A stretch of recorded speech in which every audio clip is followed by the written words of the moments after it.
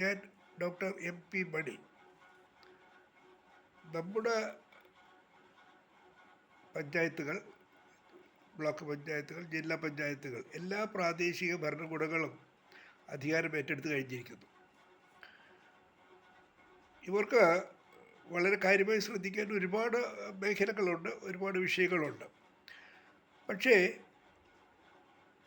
ആരോഗ്യ പ്രവർത്തകൻ എന്നുള്ള നിലയ്ക്ക്, ഒരു പഴയകാല ശാസ്ത്ര സാഹിത്യ പരിഷത്തുകാരൻ എന്നുള്ള നിലയ്ക്ക് പറയാനുള്ളത്, ആരോഗ്യ മേഖലയിലാണ് നമ്മുടെ പ്രാദേശിക ഭരണകൂടങ്ങൾ ഇപ്പോൾ മുൻപത്തേക്കാൾ ഏറ്റവും കൂടുതലായി ശ്രദ്ധ കേന്ദ്രീകരിക്കേണ്ടത്.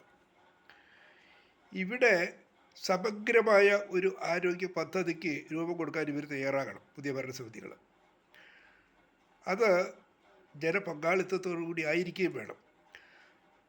ഈ പദ്ധതി മാത്രമല്ല, ഒരു റോഡ് നന്നാക്കുകയാണെങ്കിൽ പോലും അത് ജനകീയ പങ്കാളിത്തത്തോടു കൂടി ആവുമ്പോഴാണ് അത് ജനകീയമാകുന്നത്, പഞ്ചായത്തി രാജിൻ്റെ ലക്ഷ്യം സാധ്യതമാകുന്നത്.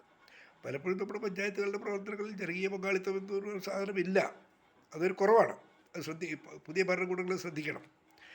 അത് ആരോഗ്യരംഗത്താകുമ്പോൾ നമ്മളിന്ന് കാണുന്നത്, കേരളത്തിൽ രോഗികളാകുന്നവരുടെ എണ്ണം ഒരുപാട് കൂടിക്കൊണ്ടിരിക്കുകയാണ്.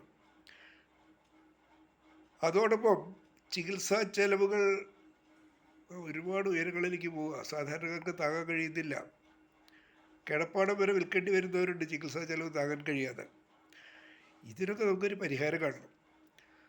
നമ്മൾ ആരോഗ്യരംഗത്തെ വികസന പ്രവർത്തനങ്ങൾ എന്ന് പറയുന്നത് കുറേ ബഹുനില കെട്ടിടങ്ങൾ, ആശുപത്രികൾ, ഡോക്ടർമാരുടെ എണ്ണം, മറ്റ് സ്റ്റാഫുകളുടെ എണ്ണം, ഡയാലിസിസ് സെൻറ്ററുകൾ ഉണ്ടാക്കുന്ന ഒരു വലിയ വികസനമാണെന്നാണ് വയ്ക്കുന്നത്.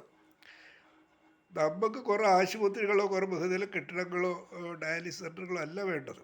ഇവിടെ ആരോഗ്യമുള്ള ജനതയാണ്, ആരോഗ്യമുള്ള ജനങ്ങളാണ് വേണ്ടത്. രോഗം വരാത്ത ജനങ്ങൾ, രോഗങ്ങളാകാതിരിക്കുന്ന ജനങ്ങൾ, ഇതൊക്കെ നമുക്ക് ആവശ്യം.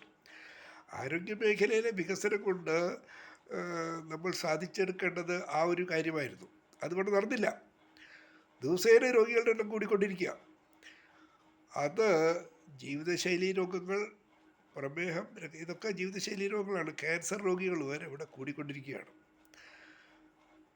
വൃക്കകളും കരളും മാറ്റിവെക്കാനുള്ള സഹായ അഭ്യർത്ഥനകളുടെ ബഹളമാണിപ്പം. അത് ഒരുപാട് കൂടിക്കൊണ്ടുവരികയാണ്.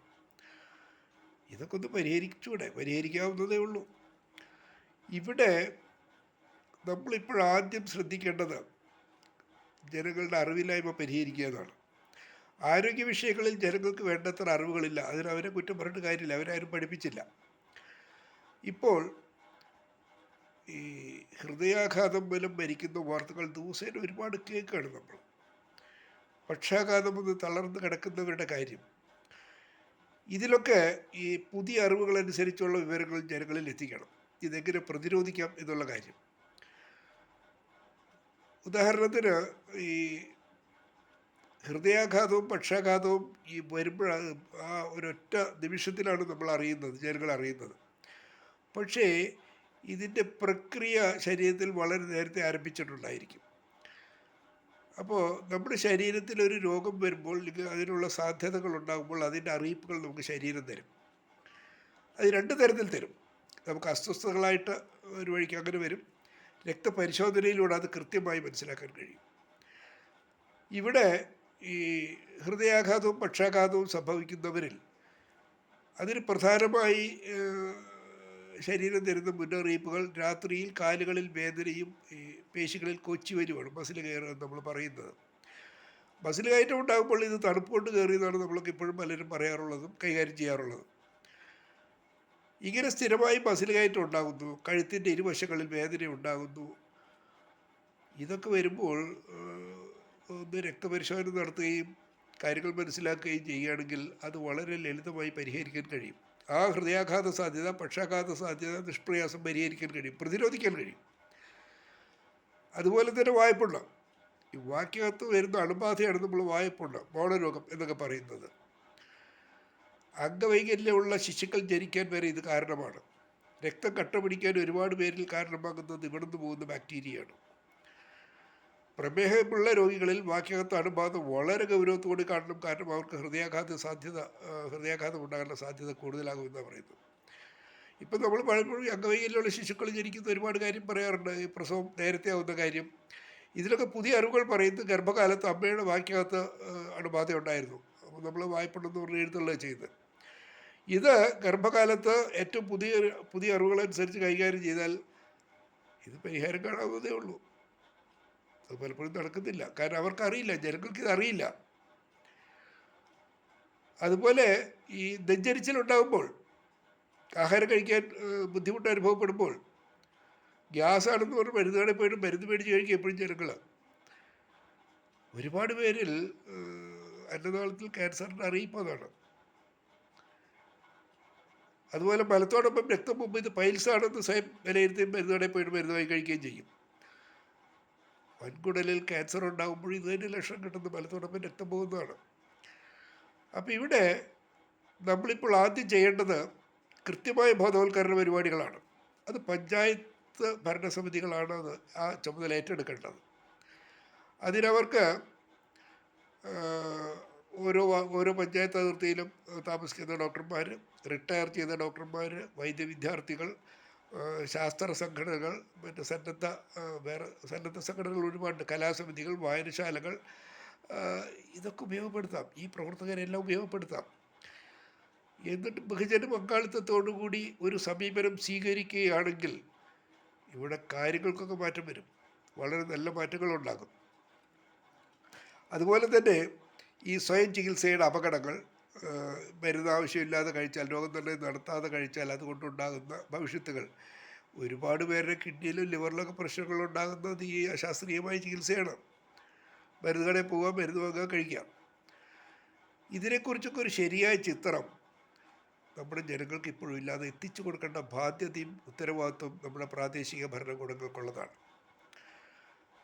ഇത് അധികാരമേറ്റ ഭരണകൂടങ്ങൾ, ഓരോ വാർഡിലെയും മെമ്പർമാർ വളരെ ഉത്തരവാദിത്തോടു കൂടി ചെയ്തു തീർക്കേണ്ടതാണ്. കാരണം നമുക്ക് കുറേ ആശുപത്രികളോ അല്ലെങ്കിൽ കുറേ ഡോക്ടർമാരോ ഡയാലിസിസ് സെൻ്ററുകളോ അല്ല ആവശ്യം. ഇവിടെ ആരോഗ്യമുള്ള ജനതയാണ് നമുക്ക് ആവശ്യം. രോഗങ്ങളില്ലാത്ത ജനങ്ങൾ, കരളും ലിവറും മാറ്റിവെക്കേണ്ട ആവശ്യം വരാത്ത ജനങ്ങൾ. ക്യാൻസർ ബാധിതരുടെ എണ്ണം തീരെ കുറയ്ക്കാവുന്നതേ ഉള്ളൂ. ഹൃദയാഘാതവും പക്ഷാഘാതവും ഒരുപാട് പ്രതിരോധിക്കാൻ കഴിയും. ഇത് ലളിതമാണ്. ഈ പ്രതിരോധ മാർഗങ്ങളും ചികിത്സയും വളരെ ലളിതമാണ്. അപ്പോൾ ഈ ലളിതമാണ് എന്ന് പറയുമ്പോൾ ഈ ഫേസ്ബുക്കിലൊക്കെ എഴുതുമ്പോൾ ചില ചോദിക്കണം, അതെന്തോന്ന് പറഞ്ഞു തരും, ഞങ്ങളൊന്ന് നോക്കട്ടെ. അപ്പോൾ ഒരു മരുന്നിൽ കേന്ദ്രീകരിച്ച് ചെയ്യാൻ പറ്റുന്ന കാര്യങ്ങളല്ല ഇത്. ആ രോഗിയുടെ രക്തം പരിശോധിക്കണം, അയാളുടെ മാനസികാവസ്ഥ അറിയണം, അയാളുടെ വ്യായാമശീലങ്ങൾ അറിയണം, ആഹാര രീതികൾ അറിയണം. അപ്പോൾ ഇവിടെ നമ്മളിപ്പോൾ ഈ ഇത്തരം ബോധവൽക്കരണത്തിലൂടെ വൈദ്യശാസ്ത്ര രംഗത്തെ കുറച്ച് പുതിയ അറിവുകൾ വേണം. നല്ല ആരോഗ്യത്തിന് സഹായിക്കുന്ന നല്ല ആഹാരം ശീലം അത് പഠിപ്പിക്കണം. ജീവിതശൈലി രോഗങ്ങൾ വരാതിരിക്കാൻ എങ്ങനെയാണ് സഹായിക്കുന്നത് എന്നുള്ള കാര്യങ്ങൾ പഠിക്കണം. വ്യായാമം ഏറ്റവും പ്രധാനമായിട്ട് ശ്രദ്ധിക്കണം. നമ്മൾ വ്യായാമത്തെക്കുറിച്ചാണ്. അത് ഈ രോഗം വരാതിരിക്കാനും രോഗം വന്നാൽ ചികിത്സയിലും ഏതൊക്കെ രൂപത്തിൽ സഹായിക്കുന്നത് അവരെ പഠിപ്പിക്കണം. അങ്ങനെ ഒരു സംവിധാനം ഉണ്ടാകുകയാണെങ്കിൽ അത് ബഹുജന പങ്കാളിത്തത്തോടെ ആ പഞ്ചായത്ത് അതിർത്തി കിട്ടുന്ന ഡോക്ടർമാരുടെയും വൈദ്യ വിദ്യാർത്ഥികളുടെയും റിട്ടയർ ചെയ്ത ഡോക്ടർമാരുടെയും ഇവരുടെ എല്ലാം സഹായത്തോടു കൂടി അത് ചെയ്യാവുന്നതേ ഉള്ളൂ. ആ പഞ്ചായത്ത് അതിർത്തിയിലെങ്കിൽ അടുത്ത പഞ്ചായത്ത് അതിർത്തിയിൽ കാണും, അവിടെ നിന്ന് കൊണ്ടുവരാം. അങ്ങനെ നമുക്ക് ഒരു പുതിയ സംവിധാനം ഇവിടെ രൂപം കൊടുക്കണം. ബോധവൽക്കരണം, അങ്ങനെ ഒരു ആരോഗ്യ ബോധവൽക്കരണം ശാസ്ത്രീയമായി രൂപം കൊടുക്കുകയും അത് നടപ്പിലാകുകയുമാണെങ്കിൽ അതൊരു വലിയ വിപ്ലവമായിരിക്കും. രോഗികളുടെ എണ്ണം തീരെ കുറയും, അംഗവൈകല്യമുള്ള ശിശുക്കളുടെ എണ്ണം കുറയും, ക്യാൻസറും ഉയർന്ന രക്തസമ്മർദ്ദവും പ്രമേഹവും ഒരുപാട് കുറയും. അതിനുള്ള ചിന്തകൾ ഉണ്ടാകട്ടെ എന്ന് ആശംസിക്കുന്നു.